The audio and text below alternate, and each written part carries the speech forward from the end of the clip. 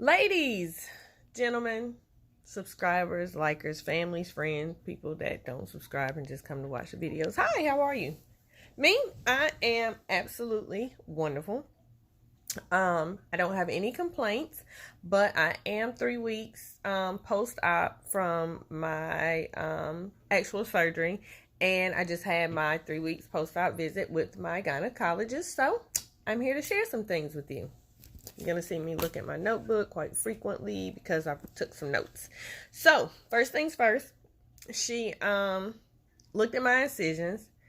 I had one that had like it split this way, and not the actual incision is this way. It split that way just a little bit. She looked at it, said that they were all fine. So, still doing really good with those. This is the one that split, and you can't see the split, but it's right there. They're all doing really well. She told me that in like a week I could start rubbing Vaseline on them to take the glue off, but not to pick at it, and that in 3 more weeks the actual sutures should be dissolved on their own by then. I go back in 4 weeks for my 4-week post-op checkup, and that's when I should be cleared, given the green light, life to resume as normal, intimacy, all of that kind of good stuff. She did an internal exam, but she didn't stick her fingers in me or anything like that. It was more so, she put the speculum in, put the light down there so she could see in the vagina, up to the cuff and all of that kind of stuff. Make sure that it was doing okay, healing perfectly, no issues, no infection, nothing's out of place, no bleeding, anything like that. Haven't seen any blood probably since about 3 or 4 days post-op. Still not using any medicine except for ibuprofen. That's very, very sparingly. No Dilaudid since the last video. Don't need them. I'm not in any amount of pain that requires anything that strong. Let's see. This deviates away from the visit, my actual doctor's appointment, but I have went back to work last week. No problems there. Like I said, I don't do anything strenuous, stressful. Don't do any heavy lifting. Anything like that. What else? This too deviates away from the video. Y'all know I'll be everywhere. Bear with me because I'll be trying to give y'all everything I got. Still don't like anything on my stomach. So no blue jeans, no blue jean shorts. I don't even like the elastic bands that come in pajamas and some shorts. That's too much for me. It makes me feel really uncomfortable and like it's squeezing. Excuse me, no matter how big and loose it is, so I don't like it. Walmart, people sleep on Walmart. Walmart has a lot of cute drawstring material shorts that I like and that are going to suit what I need for right now. There's no need in me investing, a lot of money in the usual brands of shorts and stuff that I wear. So Walmart has a lot of really cute drawstring shorts that I like.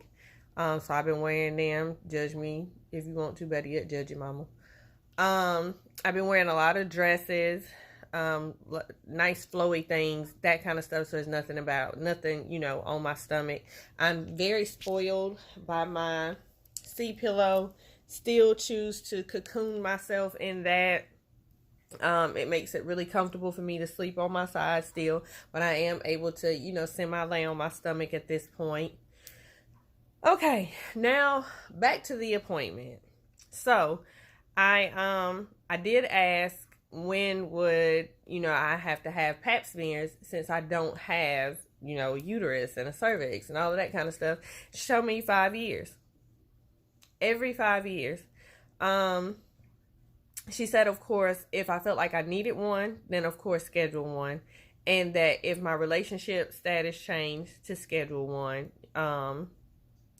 She said that because I don't have to come in for pap smears doesn't mean I still don't need to get mammograms, and let her check on the one ovary that I do still have.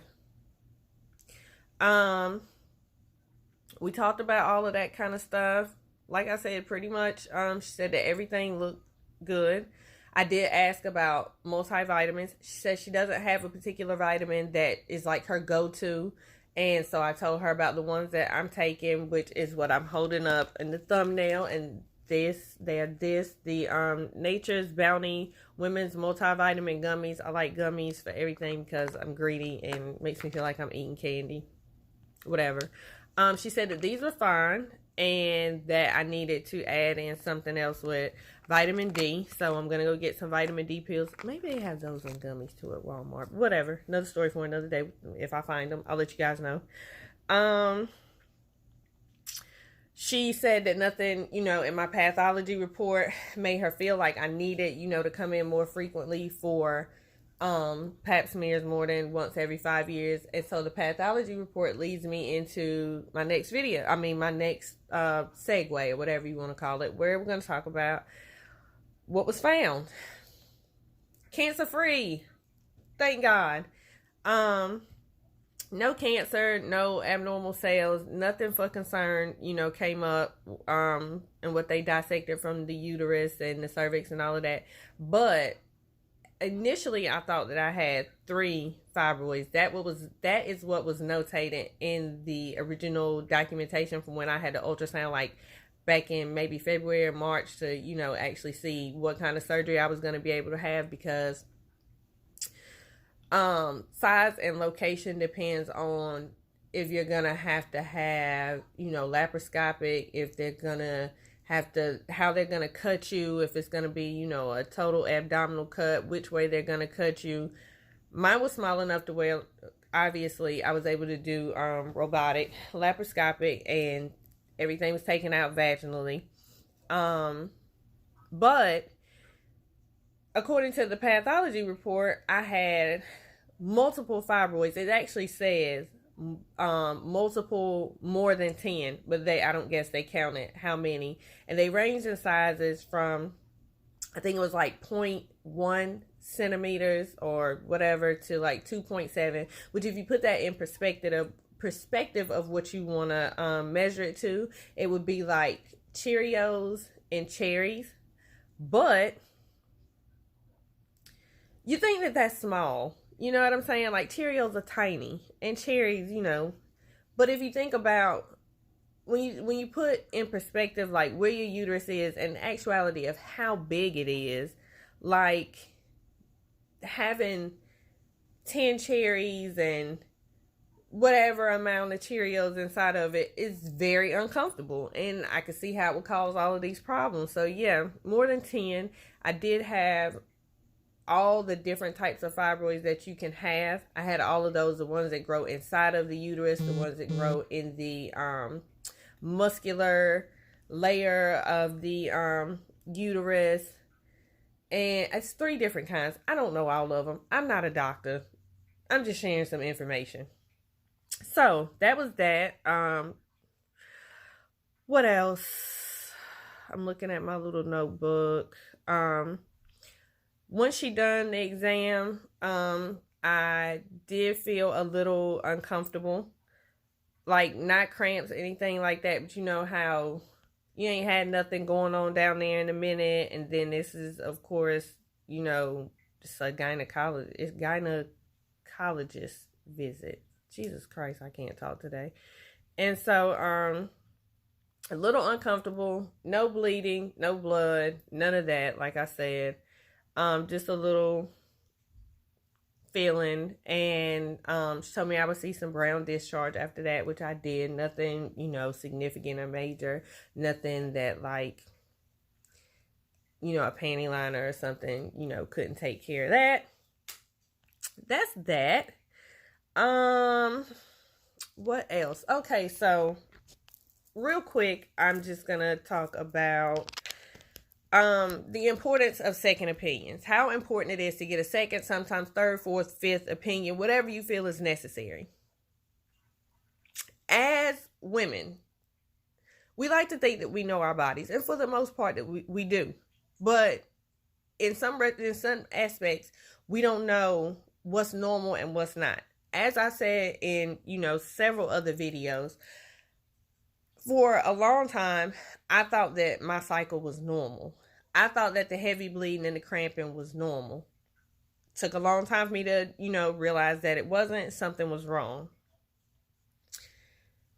We have got to normalize these conversations about our periods, about our reproductive health, all of these types of things. We need to bring these things to the forefront because these things are killing us, literally.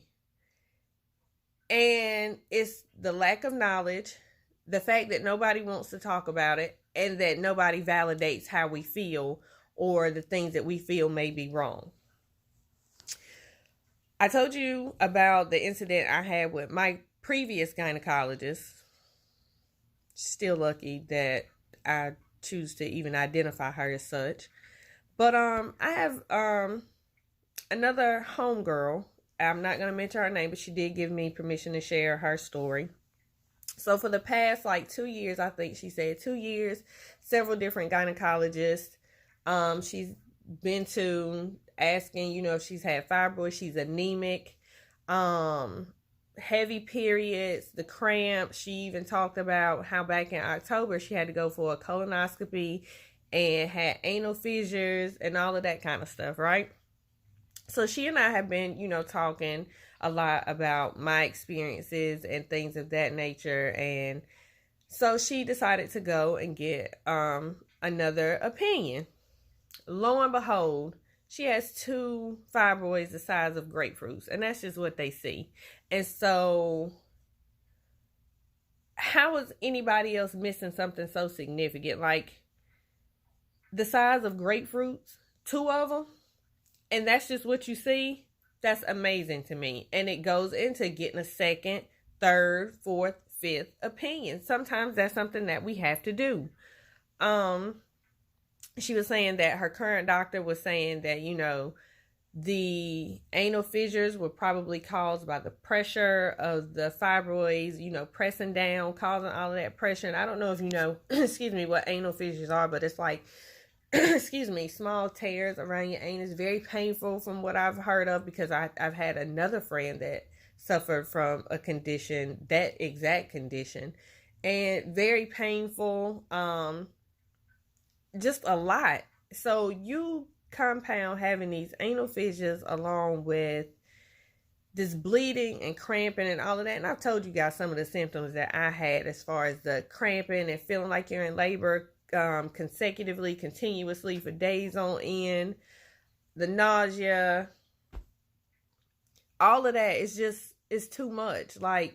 And nobody is paying attention. Nobody cares. Nobody is saying anything. And it goes into the fact that we don't say anything because we don't know any better. And it's because nobody wants to have these conversations. Nobody wants to talk about women's periods. Nobody wants to hear about blood.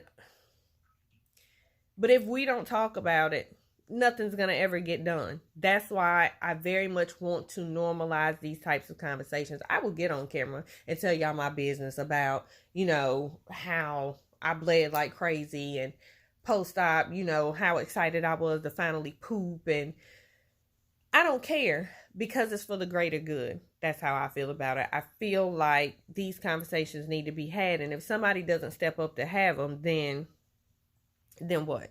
I don't mind living out loud. So here I am.